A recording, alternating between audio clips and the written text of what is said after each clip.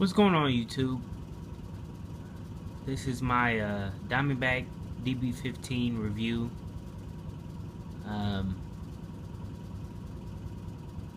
There's a couple videos out there on YouTube giving reviews on this rifle. Some of them are stock, some of them have been upgraded, some of them are just shooting. So I felt like the fact that there is literally, probably I could count on one hand how many Diamondback DB15 reviews there are out there. I wanted to put my own 2 cents in since I have one, and since I love mine, and I'm actually going to do have done and will continue to do some upgrades to mine. I wanted to just post mine as it is now. So for those of you out there who are considering maybe getting your first AR-15 and you have seen the Diamondback but you didn't really know what to think, and there weren't enough views or reviews on YouTube about it, I decided to post mine, and I hope that it, might be some help to you. So I'll start with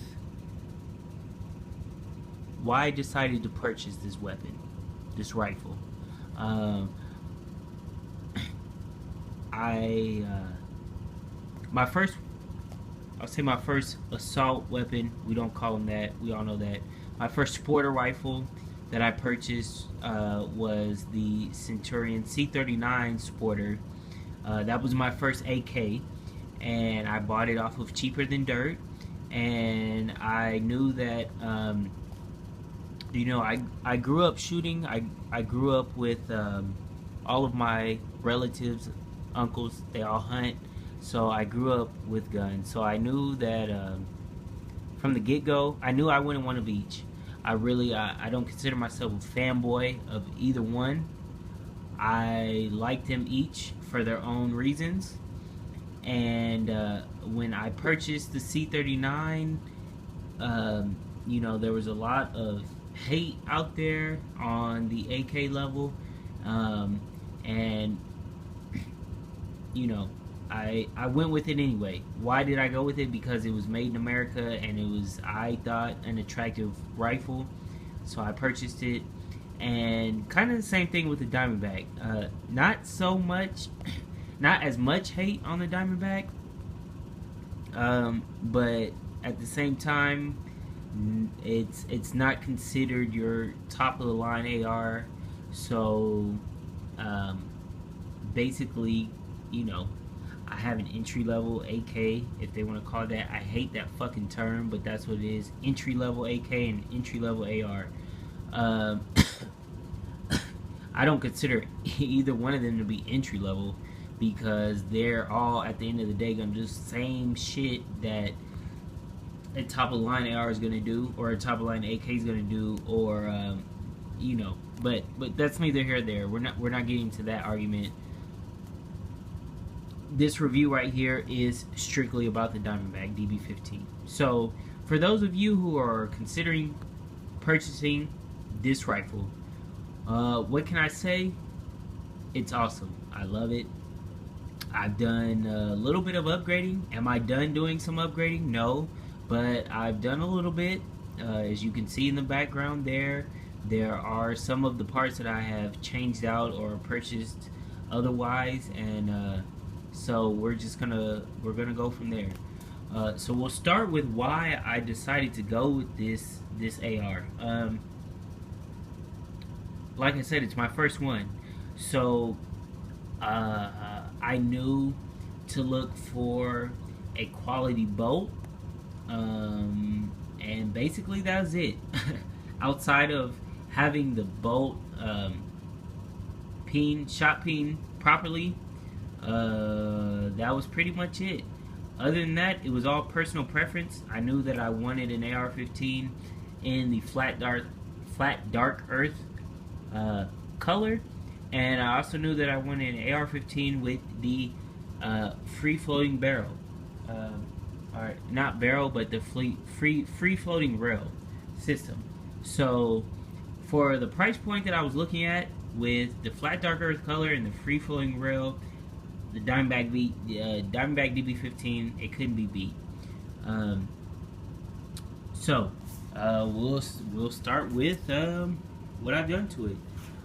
The rifle comes with the ATI 6-position stock. Not a bad stock. I didn't hate it, but I didn't like it. There was the cheek riser on the buttstock, and so the buttstock right here had a cheek riser. So if you were anywhere from, I'd say, position 1 to maybe 3, you could not charge the you couldn't pull the charging handle back.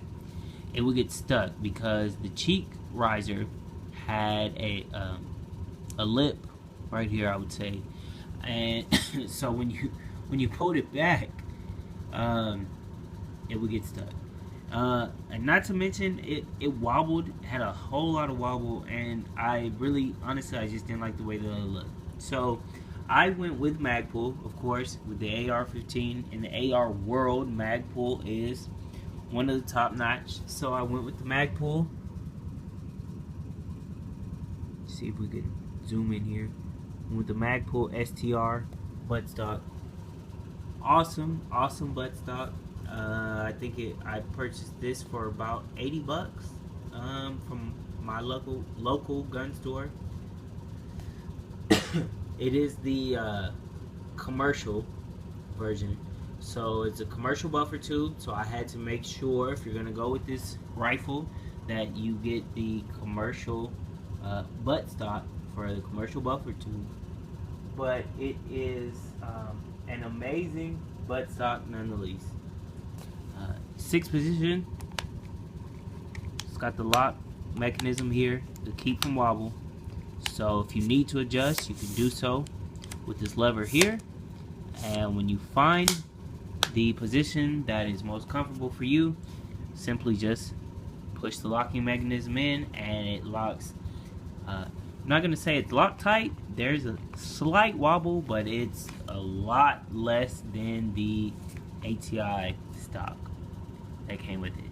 And of course, if you're familiar at all with Magpul, then you know the STR buttstock has the tubes here. All you need to do, simply pull this little portion of the buttstock out, and there is a storage compartment there for batteries or anything that you feel that you need to store in your buttstock. Moving along, I went with the Magpul MOE Flat Dark Earth grip, pistol grip. Very nice. It came with the traditional A2 pistol grip. It wasn't horrible, but I did not like the fact it had a finger groove here.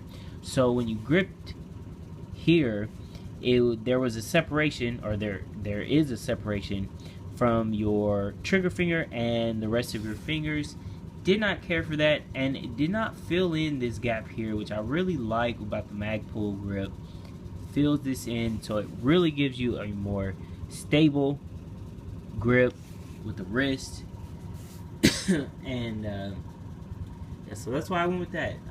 Magpul, honestly, when it comes to the AR world, we all know you really can't beat Magpul. And then moving on from that, pretty basic, great pistol grip. I have the Magpul AK grip on my C39 as well, and you can't beat it. Have not upgraded the trigger. You know, honestly, I don't have much an opinion on the factory trigger on this AK, or I'm sorry, AR, because it's my first AR. So honestly, I really don't know what a good AR trigger feels like. I'm gonna be perfectly honest with you guys. I think it's good for me. It's good for my target shooting. It's good for my hunting. You know, it pulls like a trigger. You know, other than that, I really really couldn't tell you if it's good or bad or not. So because of that, I don't feel the need to spend $200 or $300 on a Timney trigger or something like that. You know, when I do a little more research, then maybe I may upgrade. But for now, the stock trigger is good enough for me. I did go with the Magpul.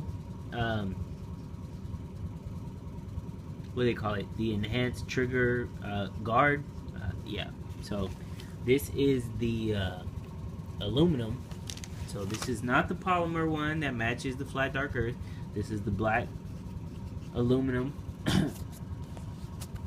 You can see here, let me lift it up a little bit, see if you can see it.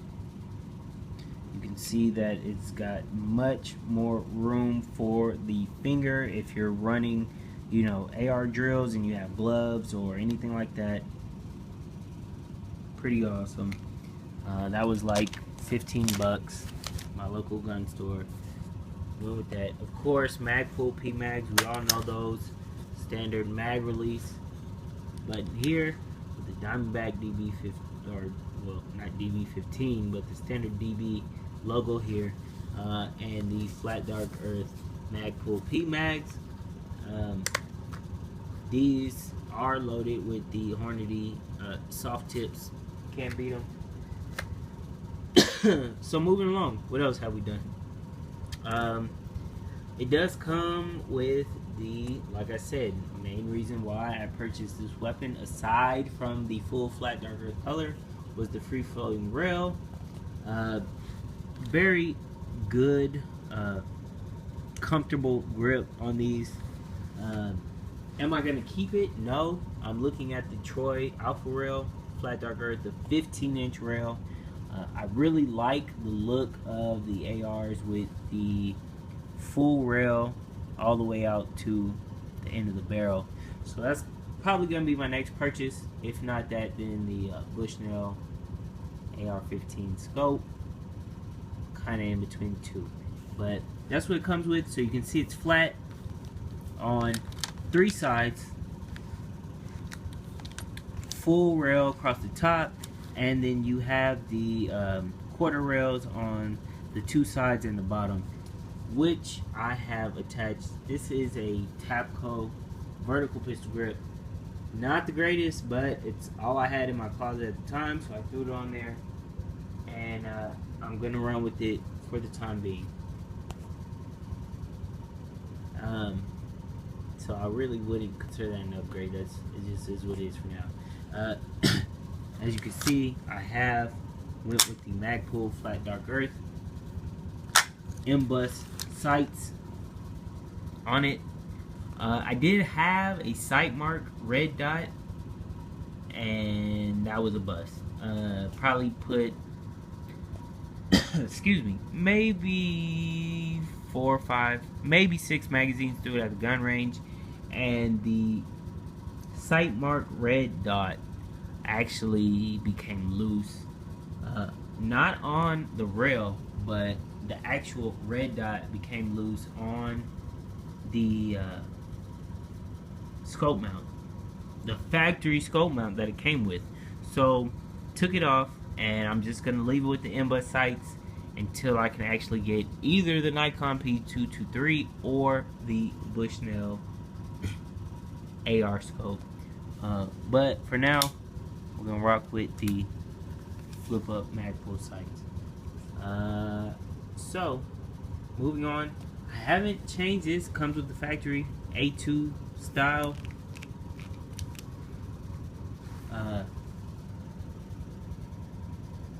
flash hider, suppressor, whatever the fuck you want to call it. I'm looking at the Lantac Dragon. I really like that. I've done a lot of research on the Lantac, and it seems like you really can't beat it. So with that being said, I'm just going to leave it as it is for now. Lantac Dragon will probably come after I get a good scope, and probably after I get the Troy Alpha Rail, but I do plan on replacing that. So looking at the internals, we all know what that is. Let's see if I can zoom in on that. I did go with the BCM full auto bolt carrier group. It came with the, again, because it is a commercial AR, came with this one straight from the factory. Not bad, honestly. I put several rounds through this bolt carrier group. Excuse me. And it shot flawless. It really did. But I knew long term I wanted to go with something that would not fail me. So what I plan to do with this is probably just throw it in my bug out bag, and we'll say when and if BCM bolt carrier group ever fails, which I highly doubt it will, at least I have a backup. But the BCM, awesome. Can't beat it. Cannot beat it. Speaking of BCM, if we flip the rifle over, also went with the BCM Mod 3 extended charging handle. I'm sorry about the lack of focus here, guys, and I'm sorry about all the movement, but I'm shooting this with a cell phone. But this is the BCM. Let me see if I can pull it back for you guys and see. This is the BCM charging handle Mod 3. That is the extended. And then also on the same side, I have the Magpul battery assist lever. So, it does come like this with the painted safe and fire. Very good safety. Very good. Can't beat it. And that's really it, guys. You know, like I said, I haven't done anything major yet that I consider to be major. But if you're considering the Diamondback DB15 factory with the have it here with the factory charging handle and the factory bolt carrier group, those were my two biggest upgrades, along with the buttstock. Honestly, I bought this rifle, got it off cheaper than dirt. It was $9.99, or I'm sorry, let's say $9.30, came to $9.50 with tax, and then another $50 that I paid my FFL. Awesome rifle, guys. Awesome rifle. Awesome rifle. What I consider to be minor upgrades that most people do to their ARs, you really can't beat it. Made in America. It did come with one C Product Defense magazine. This magazine is great. I've used this magazine with both the BCM bolt carrier and the factory bolt carrier, semi-auto bolt carrier. Have not had one failure to feed, one failure to eject, anything like that at all.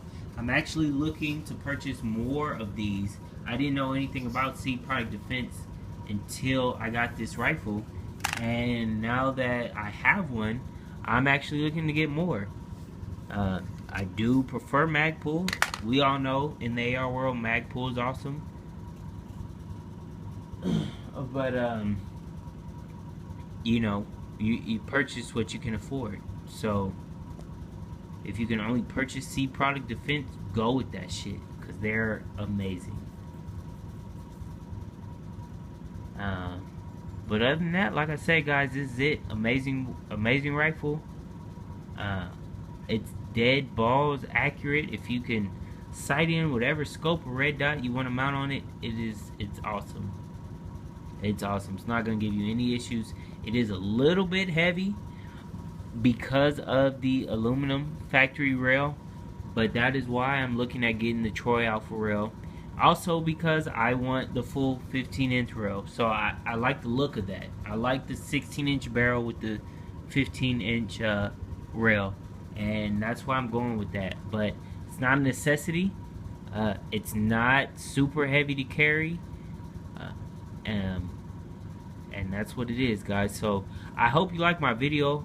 This is actually my first YouTube upload of my gun guns, should I say. So if you guys don't hate too much, and if you actually like what I have to post, I might make more. I might actually turn this into a channel. So you guys leave comments, let me know what you think. Whether it's good, bad, hating, whatever you have to say, let me know, man, because that's the only way that I'm gonna learn. And like I said, this is my first AR-15, so if you have any tips, pointers, recommendations, I'm all for it. And y'all have a good night, good day, whatever time of the day it is you're watching this shit. Just enjoy it, and yeah, go Diamondback DB15.